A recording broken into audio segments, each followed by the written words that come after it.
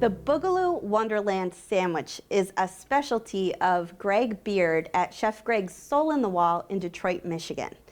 It's got sliced onions and ground beef cooked in a tangy tomato-based sauce and served with melted cheese on a sub roll. It's messy, it's delicious, it's what you need to make right now. Well, this sandwich has two components. Now, first is a ground beef and onion mixture. That's what we're going to focus on. Now, I'm slicing one onion. So I'll just slice these nice and thin. I have a tablespoon of vegetable oil heating up in this 12-inch nonstick skillet. I'm going to let this go over medium-high heat until it's just smoking. The oil looks nice and hot, so I'll transfer my onions. I'm also adding 1 1/4 pounds of 85% lean ground beef, a teaspoon of pepper, and 3/4 of a teaspoon of table salt. I just want to use my spoon to break up the ground beef into small pieces. The onions will start to soften and release all their moisture into the skillet. That will help steam the beef. We'll know that this is done when all the moisture that the onions release has evaporated and the beef starts to sizzle. And that'll take about 10 minutes.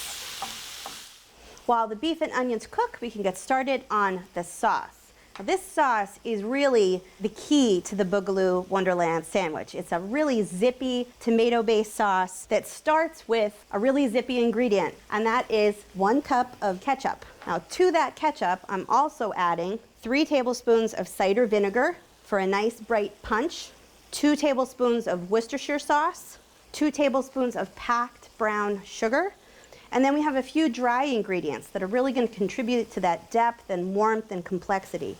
3/4 of a teaspoon of dry mustard, 3/4 of a teaspoon of chili powder, 3/4 of a teaspoon of granulated garlic, 3/4 teaspoon of dried thyme, and 1/4 teaspoon of pepper. Bring this to a boil over medium-high heat.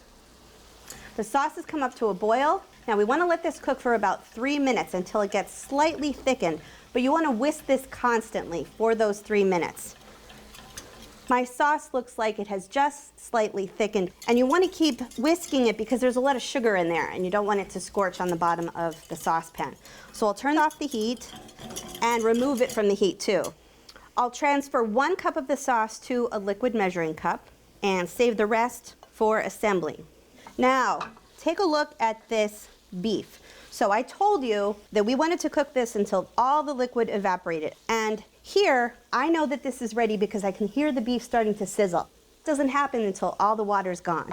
So I'll add the cup of sauce to the beef mixture. So I'll just stir in the sauce, get it all combined, and this should come up to a boil fairly quickly because this is nice and hot.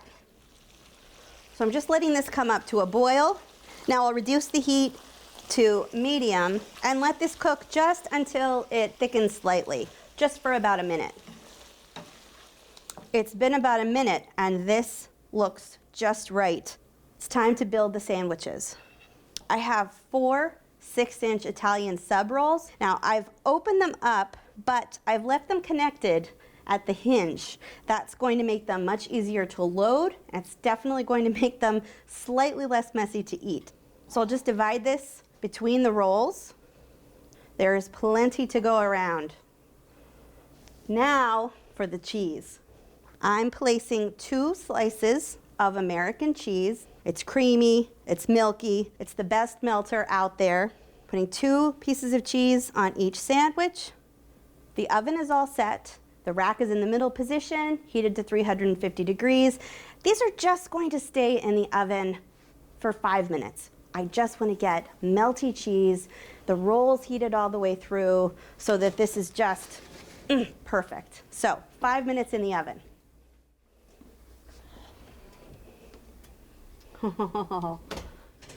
We got some melty cheese going on right now. Look at these sandwiches. So I have some sauce left. Remember, we put a cup of the sauce into the ground meat, but we also have some sauce left over. So I will divide this among the sandwiches now. This is very exciting.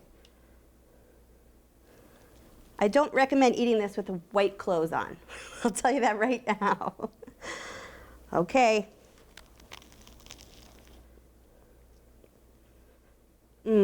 That sauce is so tangy and deep and complex. There's all this textural complexity as well as crazy flavor going on. The onions and the cheese, that's a sandwich. I feel like a little kid. The sauteed onions and tangy, saucy beef topped with a blanket of melted cheese make this sandwich unique. From Cook's Country, the Boogaloo Wonderland Sandwich.